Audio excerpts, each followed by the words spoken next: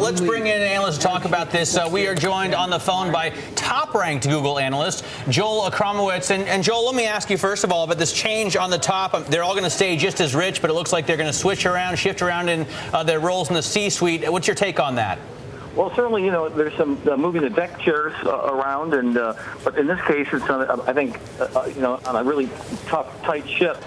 I think it's good to have this kind of a movement. I think especially Eric, giving way to some of these younger guys to really play a more focal role and in running this particular company and really directing its strategic operating model. I think it shows a lot of maturity on the part of Schmidt and the board. But is it just moving the deck chairs around here, or it's more significant than that?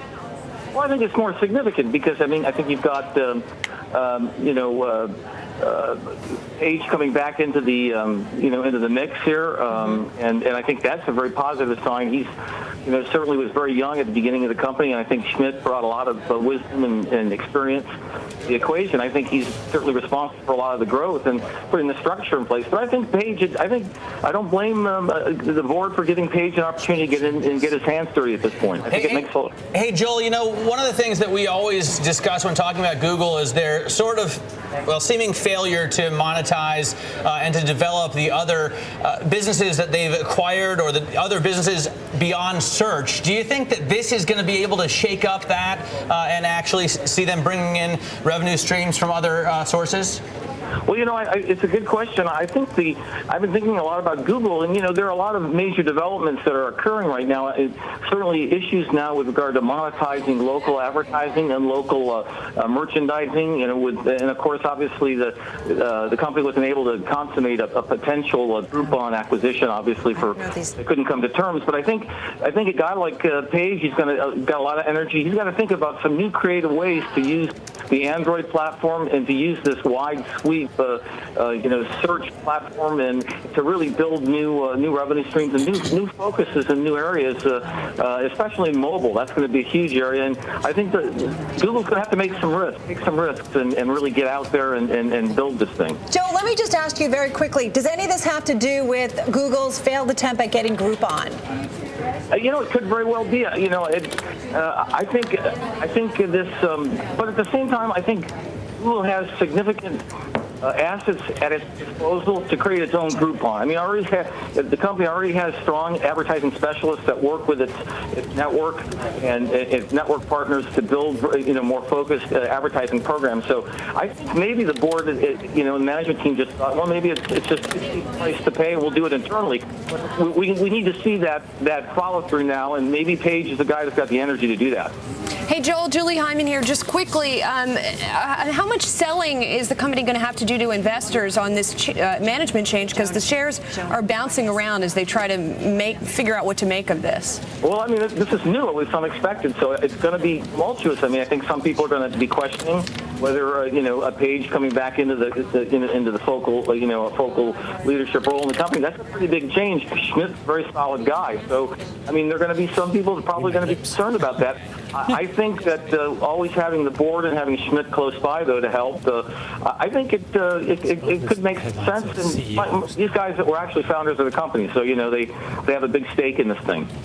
Is Google, which we expected the earnings to come out today, and of course they beat analyst estimates. Maybe analysts are lowballing these companies. I'm starting to think analysts are lowballing these companies. But then the really exciting thing is that Larry Page, co-founder Larry Page, will become now Chief Executive Officer. Eric Schmidt, who was CEO, is going to become Executive Chairman. And then the question there is, are these just a couple of super mega billionaires kind of sitting in different deck chairs, as a couple of people have put it already, or are we going to see real change here? And I want to bring in right now Joel. He's been with us, Joel Achramowicz.